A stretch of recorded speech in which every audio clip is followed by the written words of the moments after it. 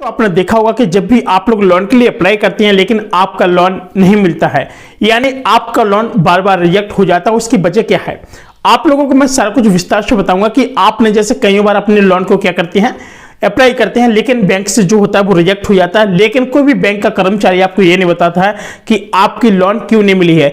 यानी यहाँ पर जो 101% यहाँ पर लोग जमा करते हैं अपने अपने डॉक्यूमेंट्स को, उसमें से केवल 25 से 30% लोगों को यहाँ पर लोन मिल पाती है। और क्या वजह होती है जिनकी वजह से इनका रिजेक्ट होता है जो फॉर्म।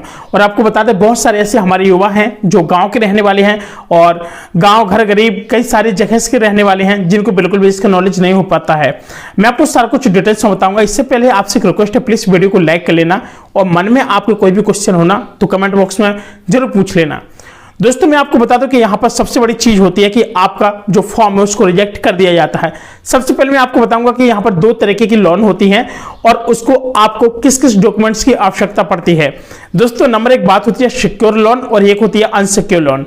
दोस्तों जो आपकी अनसिक्योर लोन होती है वो बिल्कुल भी सिक्योर नहीं होती है, जहां पर आपको केवल अपना आधार कार्ड, पैन कार्ड और आपको कोई भी एक ऐसे डॉक्यूमेंट्स की छाया प्रति लगानी पड़ती है। और अब बात आती है सिक्योर लोन। और सिक्योर लोन में क्या होता है कि आपको अपना एक ऐसा डॉक्यूमेंट्स लगाना पड़ेगा जिसमें आपकी जैसे कोई जमीन है या फिर आपका कोई गोल्ड लोन है या फिर आपका कोई होम लोन है, यानी आप लोग होम ले रहे हैं, या फिर कार लोन है या फिर आपकी बाइक लोन है, कुछ ऐसी लोन ले रहे हैं जिसको बोलते हैं हम लोग क्या, सिक्योर लोन।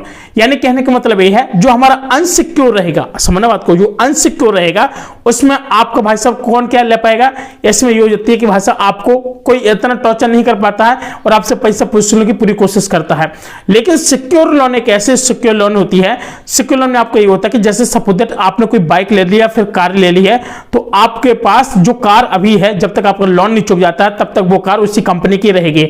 जब वो चाहेगा आपकी कार को खींच के ले जाएगा, जब वो चाहेगा आपको दे सकता है, आप उनका पैसा वापस करने पर। यानी कहीं से भी आपने बाइक लिया, कुछ लिया, मोबाइल लिया, कहीं भी कोई कई चीजें परचेस करते हैं तो आपके सिक्योरिटी के रूप में होता है जहां पे आपका पैन कार्ड लग जाता है, लिखित में ले लेते हैं कि आपकी यहां से चेक करती रहेगी, यानी पेपर वाला काम होता है सब कुछ। ठीक, अब समझना बात को। अब दोस्तों क्या होता है कि जब 100% लोग यहाँ पर लोग अपने अपने डॉक्यूमेंट्स जमा करते हैं तो 25 से 30% लोगों का मिल पाता है। और वो ऐसे कौन से लोग हैं जिनको ये लोन मिलता है और आपको क्यों नहीं मिलता है, समझना, बड़े ध्यान से समझना। ठीक है दोस्तों, सबसे बड़ी बात क्या होती है कि आप लोगों का जो लोन है, लोन को अप्लाई करते समय सारे डॉक्यूमेंट्स तो लगा देते हैं लेकिन आपने कभी फ्यूचर में या फिर लोन न लिया हो, समझना बात को, इस चीज को ध्यान रखना। अगर आप लोग लाइफ में कभी भी लोन लेना चाहते हैं तो स्टार्टिंग में आप कम से कम 2-3 महीने 6 महीने का ऐसा एक बैकअप बना लीजिए। सपोज दैट आपका कोई है जैसे 5-10 हजार का कोई मोबाइल है, आप मोबाइल का ही करा लीजिए पहले एक लोन, तभी बैंक आपके ऊपर ट्रस्ट करेगी। एक झटके में आपको कभी पैसे नहीं देगी बैंक। एक चीज याद रखना, जब भी आपको लोन वाली कोई ऐसी चीज लेना तो कम से कम 5-6 महीने पहले एक ऐसी चीज ऑनलाइन लो, यानी ऑनलाइन का मतलब है कि जहां से आपका फाइनेंस हो जाए जिस कंपनी से, और उसकी जो आपको किस्त है वो आपको टाइम टू टाइम भरनी पड़ेगी। यानी आपका जैसे आपने कोई मोबाइल लिया 15,000 रुपए का और आपने सोचा कि चलो मैं इसको 6 महीने में इसका जमा कर दूं, कुछ आपने कैश दे दिया और कुछ पैसे को आपने क्या लोन में कर लिया कि भाई साहब फाइनेंस कर दीजिएगा, हमारा जो किस्त होगी बनेगी हम आपके अकाउंट में ऑटोमेटिक ट्रांसफर होती जाएगी। यानी डे बाय डे आपने देखा होगा कि जब आपने जैसे आज मोबाइल ले लिया और 2-2 हजार की 2-3 किस्त बना, मतलब 6-7 किस्त बनवा लिए आराम से, 15,000 का मोबाइल है 6-7 किस्त बनवा ली अपनी, और 6 महीने की जो किस्त बनेगी आप लोगों को 6 महीने में आपको अपने बैंक अकाउंट से ही कटवाना है, समझना बात को। तो इससे क्या है कि एक होता है सिविल स्कोर, जिससे आपका सिविल स्कोर बहुत अच्छा हो जाता है। इस समय आपको फिर ऐसी कोई प्रॉब्लम नहीं होगी कि आपको इन फ्यूचर में लोन लेने में या फिर कोई आपको कोई भी बैंक लोन देने में कोई काना झिकी करेगी, ऐसा कुछ नहीं करेगी। ठीक है, अब एक चीज हो गई कि बैंक को एक ये लग गया, जब वो आपका सिविल स्कोर चेक करेगा तो उसको क्या शो हो जाएगा कि आपने एक बार 15,000 रुपए का मोबाइल लिया था और आपने फिक्स टाइम पे अपने कैश को डिपॉजिट कर दिया था। यानी बैंक को एक क्या होगा, विश्वास हो जाएगा कि ये बंदा विश्वसनीय है, नंबर एक बात। नंबर दूसरी बात, उसको ये लगेगा कि ये बंदे ने हमारा टाइम टू टाइम पैसा वापस किया है और इस बंदे को लोन देने का पूरा अधिकार है। और जिसमें हमारा जो सिविल स्कोर होता है उसमें की रैंकिंग बनती है, जिसकी रैंकिंग होती है 300 से लेकर के 900। अब रैंकिंग बड़े ध्यान से समझना और मैं अगला चैप्टर लाऊंगा, बिल्कुल आसानी से समझाऊंगा, लेकिन अभी भी समझ लीजिए। इसमें की रैंकिंग बनती है जिसका स्कोर होता है 300 से लेके 900 तक। यानी 300 से लेके आपका 550 जाएगा एक स्कोर, जिसको बोलते हैं पुअर स्कोर, समझना बात को। 300 से लेके 550 तक होता है पुअर स्कोर और 550 से 650 तक होता है आपका कैसा, एक थोड़ा क्या रहेगा, एक एवरेज स्कोर रहेगा, समझना बात को। और एवरेज के बाद एक आएगा आपका गुड रहेगा और एक इसके बाद क्या रहेगा, एक एक्सीलेंट स्कोर रहेगा। यानी जो 350 से लेकर के आपका 550 रहेगा वो रहेगा आपका पुअर, और इसके बाद जो 550 650 रहेगा वो रहेगा आपका एवरेज, और 550 से 650 रहेगा ये रहेगा आपका कैसा गुड, और 650 से लेकर 900 तक के बीच में जो स्कोर रहेगा उसको बोलते हैं हम लोग एक्सीलेंट। यानी जिसका एक्सीलेंट होगा तो भाई साहब बैंक आंख बंद करके आपको ऐसे दे देती है। यानी अब समझना, चारों को विस्तार से समझना, एक होता है कितना 300 से लेकर 550, समझना बात को। इसमें आपको कभी भी कोई लोन नहीं देगा अगर आपका सिविल स्कोर इस तरीके से है। अब आप लोग कहेंगे कि भाषण को पता कैसे चल जाता है सिविल स्कोर। दोस्तों आपको बता दें कि जब भी आपका कहीं भी पैन कार्ड लगता है, यानी इनकम टैक्स, आपको पता ही होगा कि इनकम टैक्स क्या होता है। तो इनकम टैक्स के तहत लोगों को ऊपर छापा करता है कि कितनी का प्रॉपर्टी है, या ये लोग टैक्स दे रहे हैं या नहीं दे रहे, वो सारी चीजें आती हैं, वो मैं किसी और टॉपिक में कवर कर दूंगा। लेकिन जहां आपका पैन कार्ड लग जाता है तो सारी बैंक डिटेल्स शो हो जाती हैं कि आपने कब कब लोन लिया है, कब कब लोन नहीं लिया है, समझना बात को।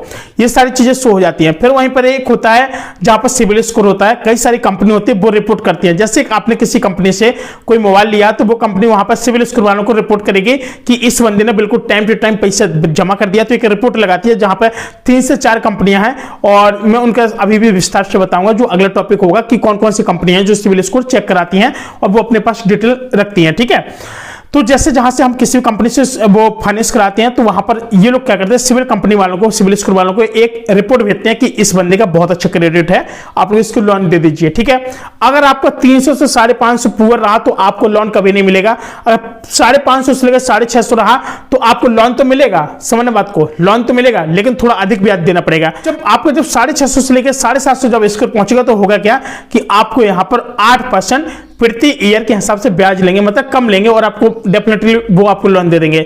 अगर आपका 101% यानी आपने बहुत सारा कई मोबाइल लोन लिया है और हमेशा टाइम टू टाइम चुका दिया तो आप लोगों के यहाँ पर कोई भी ऐसे प्रॉब्लम नहीं होने वाला है। दोस्तों इसके बाद एक बहुत बड़ी बात आती है, सपोज दैट आपका सिविल स्कोर गड़बड़ है, या फिर आपने कभी लोन लिया है और आपकी 1 महीने की चेक जो बाउंस हो गई है, या फिर दूसरे महीने को होगी, या फिर तीसरे महीने को हो गई, तो आपकी रिपोर्ट लगना शुरू हो जाएगी, जो आपका सिविल स्कोर होगा वो आपका डाउन होता जाएगा, यानी कंपनी को रिपोर्ट कर दिया जाता है, समझना बात को। नंबर दूसरी बात, जैसे आपके यहां पर सिविल स्कोर इस तरीके से डाउन होगा तो आपको ये चांस बनेगा कि आपको अगली बार आपको कहीं भी लोन मिले, या फिर आपने कभी लोन नहीं लिया हो तो भी आपको लोन नहीं मिलेगा, ऐसा भी होता है, ठीक है। तो आपको इन सभी चीजों को देखना है। अब दोस्तों होता क्या है, कभी कभी आपने लोन ले लिया और कभी कभी जैसे आप 5 तारीख को आपकी जो किस्त कट रही है, 5 को न कट के 10 को कट रही है, 15 को कट रही है, 17 को कट रही है, तो वो एक मेंटेनेंस बन जाता है। सपोज दैट पहली चेक बाउंस हो गई आपकी, आपने जमा नहीं किया लोन, दूसरी भी होगी, तीसरी भी होगी, जिसको बोलते हैं एकदम नल हो जाओगे भाई साहब, आप लोग क्या जीरो हो जाओगे एकदम, यानी उनकी नजरों में आप लोग गिर जाओगे, यानी आपका जो क्रेडिट है भाई साहब, जिसे बोलते हैं कि आपकी इमेज क्या है, समझ बात को। तो एक सिविल स्कोर भी आपकी इमेज बनाता है, जो आपको बैंक में लोन लेने से बिल्कुल भी मतलब प्रॉब्लम नहीं क्रिएट करता है। अगर आपका सिविल स्कोर अच्छा है तो आपकी इमेज अच्छी है, अगर सिविल स्कोर अच्छा नहीं है तो आपकी इमेज बिल्कुल भी अच्छी नहीं है। ये सारी चीजें होती है। अब क्या होता है कि कभी कभी आप लोग लोन लेते हैं और आपने किसी को गारंटर बना लिया, जितना आपका हक है, जितना आपने लोन लिया, जो आपका बंदा भी गारंटर बनेगा तो उसका उसी में इतना हक है, ये समझ लेना। अगर आपने लोन टाइम पे चुकाया तो इसमें केवल आपका वो क्रेडिट स्कोर बनेगा, समझना बात को, और जो गारंटर है उसका कुछ नहीं होने वाला है। और अगर गारंटर ने अगर ये देखा कि आपने स्कोर नहीं चुकाया, यानी आपने जो लोन समय पर नहीं जमा की है, तो इसके बाद क्या होगा कि जो गारंटर बना होगा भाई साहब उसका भी क्रेडिट स्कोर एकदम 0 पहुंच जाएगा। तो इसलिए अगर आप किसी के भी लोन में अगर आप हिस्सेदारी बन रहे हैं, यानी कहने का मतलब ये है कि अगर आप कहीं भी साइन कर रहे हैं या फिर आप गारंटर बन रहे हैं तो सोच समझ के बने, अन्यथा की स्थिति में भी आपको लोन नहीं मिलेगा, ठीक है।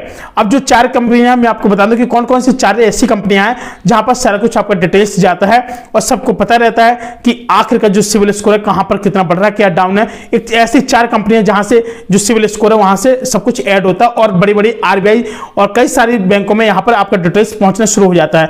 आपके पैन कार्ड के जरिए पता लगाया जा सकता है कि आपका खाता कहां पर है और आपका क्रेडिट स्कोर क्या है क्या नहीं है, वो आपको सब कुछ मालूम चल जाएगा। चलिए मैं आपको 4 कंपनियों के नाम बताऊं जो इस प्रकार के हैं। नंबर 1 है ट्रांस यूनियन सिविल, नंबर 2 है इक्विफैक्स इंडिया, और नंबर 3 है CRIS, और नंबर 4 है एक्सपेरियन। ये 4 कंपनियां हैं जो इस तरीके से आपके सिविल स्कोर को यहां पर डिफाइन करती हैं कि आपको लोन देना चाहिए या नहीं देना चाहिए।